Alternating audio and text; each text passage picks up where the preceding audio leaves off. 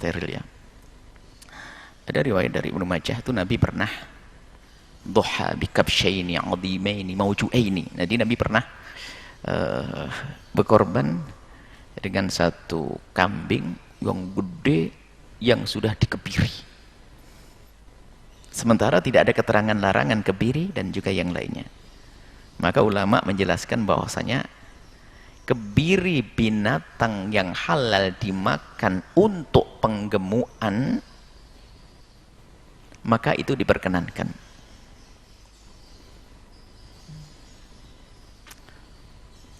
Mengebiri untuk penggemukan berarti untuk maslahat manusia, karena mereka diciptakan untuk manusia. Adapun jika binatang itu yang tidak halal dimakan,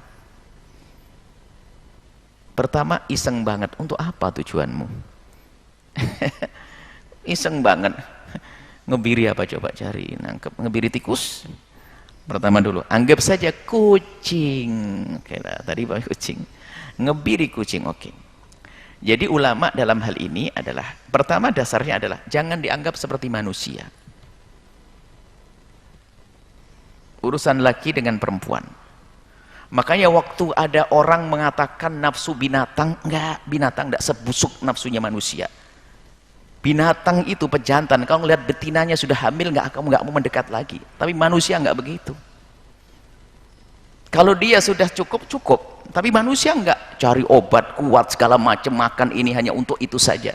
Makanya sebenarnya itu dolim kita mengatakan nafsunya kayak binatang, itu nggak tepat tuh. Manusia lebih serem lagi itu. Nah kemudian kalau dia itu dipisah sendirian nggak ada masalah.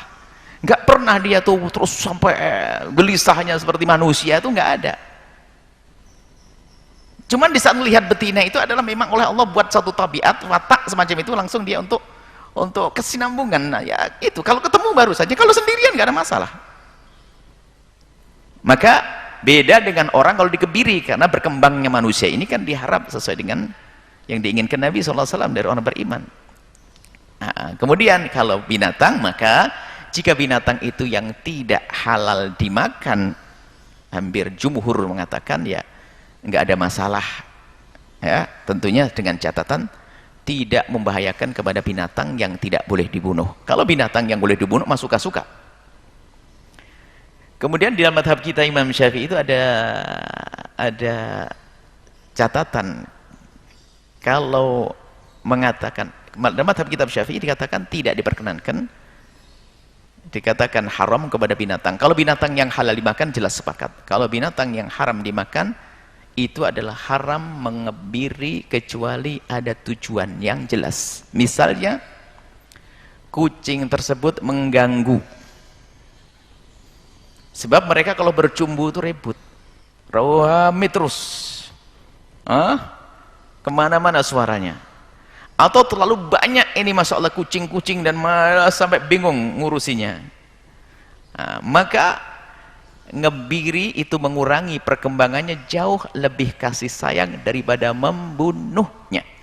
Maka dikatakan oleh para ulama seperti itu, mengebiri kucing untuk tujuan kemaslahatan semacam itu ada menjadi boleh. Tapi kalau ngebirinya iseng, ngapain iseng, kurang kerjaan amat ini. Masuk kalau menurut madhab Syafi'i adalah haram kalau iseng. Tapi kalau ada tujuan demi kemaslahatan, misalnya biar tidak ganggu dan sebagainya, maka itu diperkenankan. Tapi menurut madhab yang lain, karena binatang nggak ada masalah. Ngebiri itu adalah seperti misalnya memberi tanda ngebiri itu adalah seperti menyakitinya, menyakiti sesaat untuk. Dan bagi binatang jika digebiri itu sisi lain dia semakin sehat. Jadi jangan dianggap binatang itu seperti manusia, urus kebutuhan seksnya itu enggak. Bahkan kerinduan kepada anak pun ya sementara di saat kecil, setelah itu lepas, lupa sih, enggak tahu anaknya. Itu hanya fitrah di masa baru-baru netes, baru-baru melahirkan dan seterusnya. Jadi sangat beda dengan manusia. Jadi intinya adalah menurut jumhur adalah boleh yang itu, baik binatang yang halal dimakan tidak dimakan, itu diperkenankan. Hanya madhab Imam Syafi'i ada sedikit aturannya, harus ada hajat yang jelas. Kalaupun tidak, Anda ikut madhab lain. Dan ini bukan dianggap sebuah kezaliman, asalkan caranya benar. Justru di balik ini, justru kucing atau binatang itu semakin sehat dalam hal ini. Hanya tidak bisa berkembang lagi. Ini saja, wallahu a'lam bissawab.